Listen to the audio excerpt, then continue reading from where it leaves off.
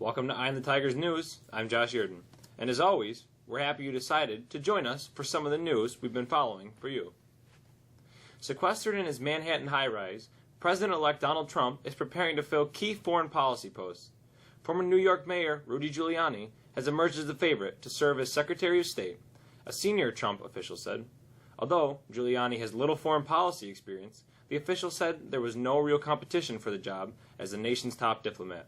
However, a second official cautioned that John Bolton, a former U.S. ambassador to the United Nations, remained in contention for the key post.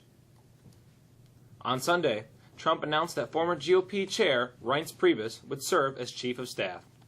That announcement was followed by Trump's appointment of Steve Bannon, a man celebrated by the white nationalist movement, to serve as the chief strategist and senior advisor.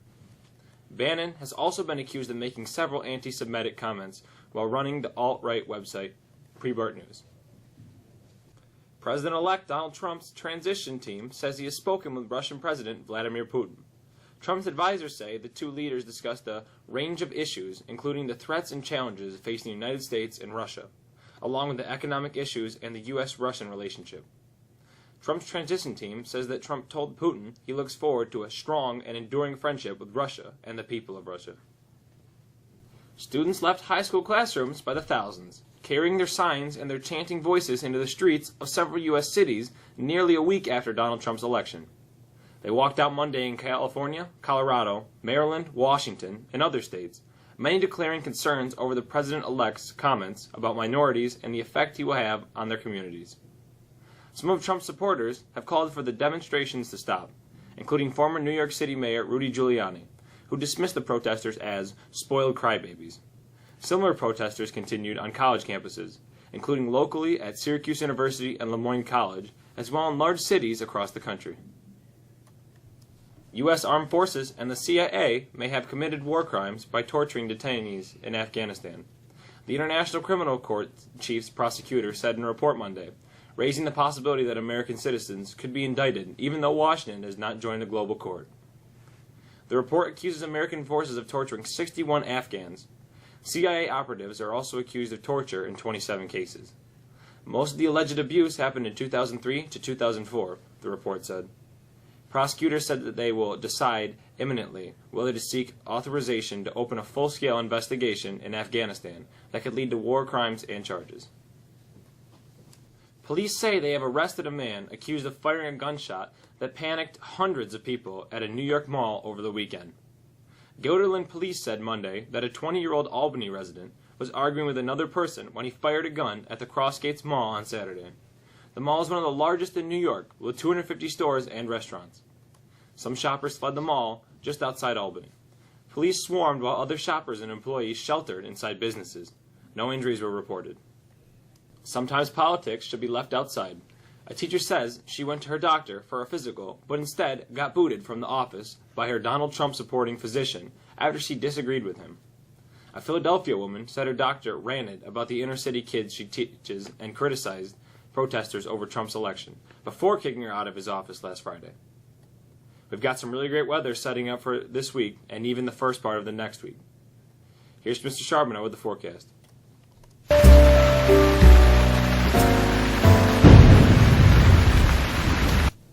We've got a very nice weather pattern setting up beginning midweek, as a change in the jet stream is allowing for some warmer southerly air to make its way to our area.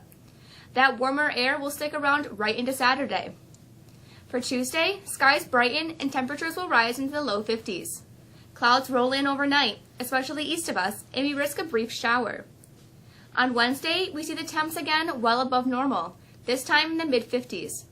As the day moves on, we increase the risk for showers. Overnight Wednesday, the skies clear out a little, setting up Thursday for another warmer than usual day as clouds filter the sunshine. Friday looks like the pick of the day of the week. Sunshine and temperatures nearly 20 degrees warmer than normal. It could reach 65 on Friday by midday. Our weather looks like it will change again on Saturday. A longer range view shows that winter may be knocking on the door, with some snow showers on Sunday night. Some of the snow could accumulate a few inches. We'll keep an eye on that. That's the forecast. I'm Alexis.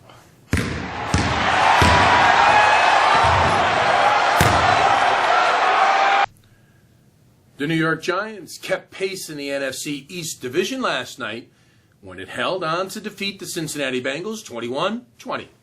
Giants scored the decisive touchdown on a 4th down and goal from the 3-yard line when Eli Manning hit Sterling Shepard on a crossing route. It was a particularly big win for the Giants since every team in its division won yesterday. The Syracuse Orange basketball team will host Holy Cross tonight in the Carrier Dome beginning at 7 o'clock. Now, the Orange opened its season last Friday night with a decisive 83-55 win against Colgate. Offensive balance and a strong bench seem to be the theme so far in the early season, along with the fact that some new faces are making a significant impact. Holy Cross comes into the game at 0-1 after a blowout opening loss at South Carolina. Now, a crazy weekend in college football left the 2nd, 3rd, and 4th ranked teams respectively all losers on Saturday, providing some hope for some teams, thinking they had little or no chance to make the college football playoffs. Of course, only 4 teams qualify. Now, Alabama remains undefeated at number 1, but Clemson, Michigan, and Washington all lost. Only Michigan remains in that top 4. Ohio State and Louisville jumped into the AP top 4. That's a quick look at sports. I'm Michael. We hope you have a great day. The calendar is showing that today is the deadline by which teachers will have first quarter grades submitted. Of course, parents and students can check out those grades through their School Tools accounts. The French Honor Society is hosting its 8th annual Evening of Art, due to take place Wednesday, November 16th, beginning at 6 p.m. in the Pierce Library. Last pre-sale day for yearbooks at $45 is November 25th, then they become $55 each on November 26th. Order through jostens.com. That's all for us today. We're back at it again on Wednesday. For the staff on Eye of the Tigers News, have a great day. I'm Josh.